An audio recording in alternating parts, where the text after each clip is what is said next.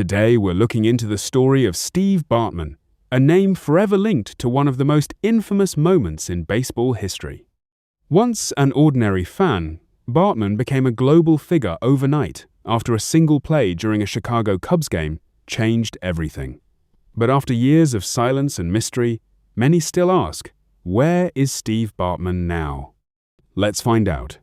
The story goes back to the 14th of October, 2003, during Game 6 of the National League Championship Series between the Chicago Cubs and the Florida Marlins. During a crucial moment, Bartman reached for a foul ball, just like many fans would, and unintentionally interfered with Cubs outfielder Moises Alou's attempt to make a catch. What followed was chaos. The Cubs lost the game and eventually the series, and Bartman was unfairly blamed by many fans for the collapse. The backlash was immediate and intense. He had to be escorted out of the stadium for his safety, and his life changed overnight. In the years that followed, Bartman made a decision that would define his future. He chose to completely disappear from the public eye.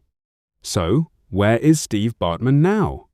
As of today, Steve Bartman is alive and living a very private life in the United States, reportedly still around the Chicago area. He works a regular job and has consistently avoided media attention, interviews, and public appearances.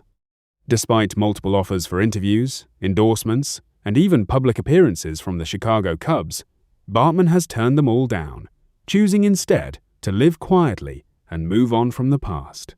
In 2016, when the Cubs finally won the World Series, the organization awarded him a championship ring as a gesture of closure and forgiveness, but even then, he stayed out of the spotlight.